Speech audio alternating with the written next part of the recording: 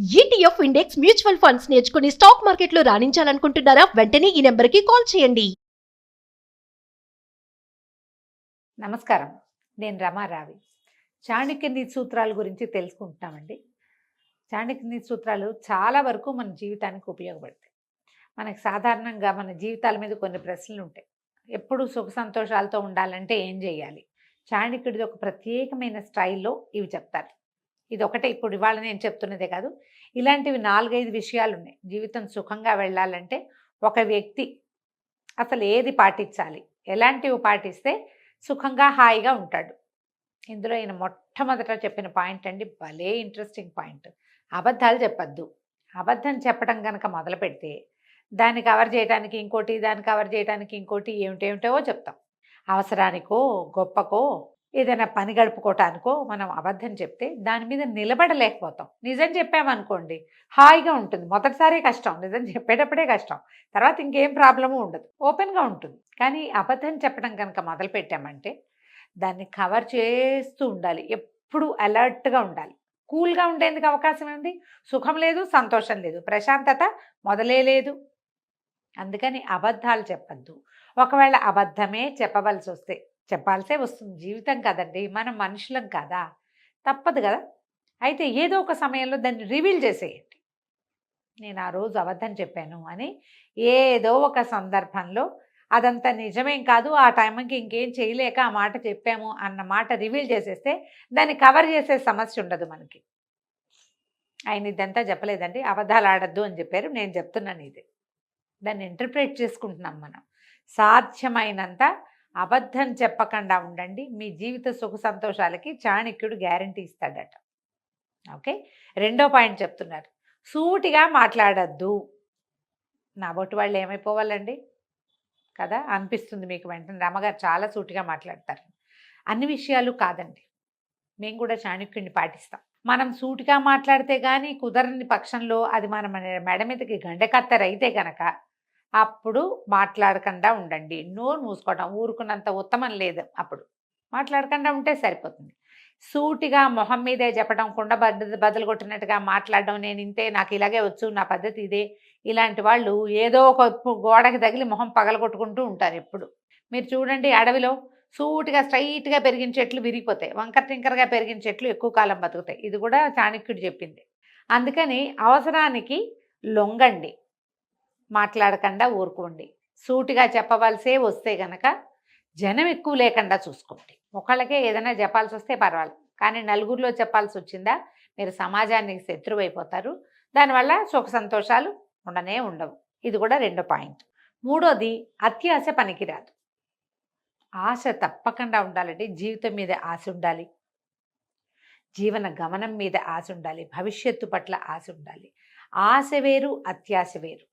దురాశ ఇంకొకటి వేరు. దురాశ అంటే పక్కవాడిది లాక్కునేది, అది అసలు పనికిరాదు. అత్యాశ అంటే మనకి కొంత వస్తుంది అని అనుకున్నప్పుడు ఇంకా 5-6 అవకాశాలు కనపడుతుంటే ఇక్కడ నిలబడి అవన్నీ కూడా ఒక్కసారే గ్రాబ్ చేసేద్దామని అనుకోవద్దు. స్లోగా చేయండి.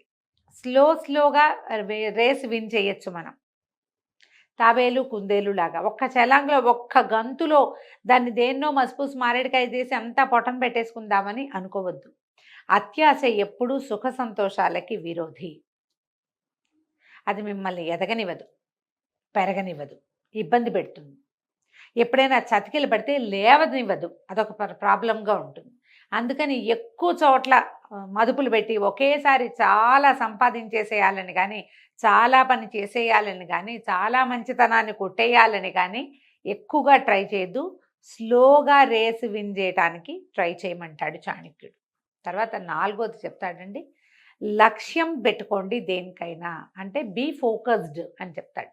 ఏదైనా సరే ఒక లక్ష్యం పెట్టుకుని దానికి వెళ్ళటానికి ఒక మార్గనిర్దేశనం చేసుకుని ఆ మార్గం ప్రకారం మన లక్ష్యాన్ని ఛేదించడానికి, భేదించడానికి, సాధించడానికి ప్రయత్నం చేస్తేనే జీవితం సుఖవంతంగా వెళ్తుంది. కమింగ్ 5 ఇయర్స్లో అలా పెట్టుకోవచ్చు. వచ్చే సంవత్సరానికి నేను ఇల్లు కట్టేసి పై సంవత్సరానికి మా పిల్లల్ని ఫారిన్ పంపేసి అలా పెట్టుకోకండి. కొంచెం తాపీగా కొంచెం సమయం పెట్టుకుని ఫలానాది చేయాలి అంటే మనం ఎట్లా, what is plan of action, మనం ఎలా ప్లాన్ చేసుకుంటే, ఎలా నియమం ఏర్పరచుకుంటే, ఎలా నియమావళి పెట్టుకుంటే ఈ లక్ష్యాన్ని ఛేదించగలమో ఆలోచించండి. సాధారణంగా విద్యార్థులకైతే చదువుల మీదండి, సంసారులకి డెవలప్మెంట్ మీద, అంటే మనం సాధించబోయే కుటుంబం సాధించబోయే అభివృద్ధి మీద కనుక మీకు లక్ష్యాలు ఉంటే కనుక భాగస్వామిని కలుపుకోండి. మీరు ఒక్కరే డిసైడ్ చేసి చేయకూడదు. మీతో పాటు రెండో వాళ్ళు కూడా, స్పౌస్ కూడా, ఆడగానే మగగానే, మన భార్యాభర్తల్లో ఎవరైతే వాళ్ళు కూడా మన లక్ష్యంలో భాగస్వాములుగా ఉండాలి. అప్పుడే మన తాలూకు ప్రయాణం కుంటుపడకుండా ఉంటుంది. మనం ఏటికి లాగి వాళ్ళు కోటికి లాగితే అప్పుడు కుదరదు. ఇప్పుడు లక్ష్యాలు ఏముండవు. అందుకని కుటుంబంలో చేసేటప్పుడు కుటుంబ లక్ష్యం ఒకటి పెట్టుకోవాలి. మిగిలిన వాళ్ళు కూడా దానికి సహకరిస్తారు.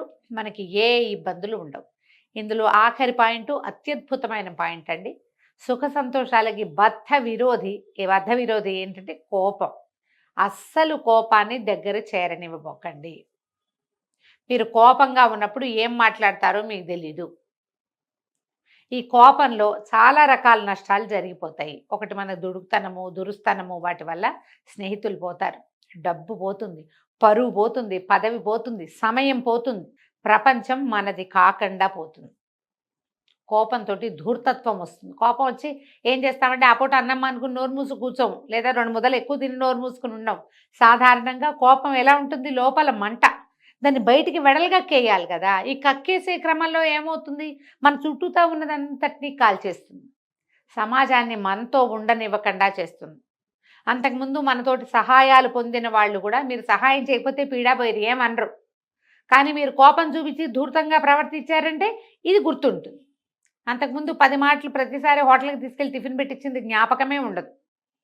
మీరు ఒక్కసారి దురుసుగా కోపం చూపించింది మాత్రం బాగా గుర్తుపెట్టుకుంటారండి. ఈ గుర్తుపెట్టుకునే వాళ్ళల్లో సమాజంలో ప్రతి వాళ్ళు, మన స్నేహితులు, మన అమ్మా నాన్న కూడా మన కోపాలు గుర్తుపెట్టుకుంటారు, మర్చిపోరు. అమ్మా నాన్న కాబట్టి క్షమిస్తారు గుర్తుపెట్టుకున్నా కూడా.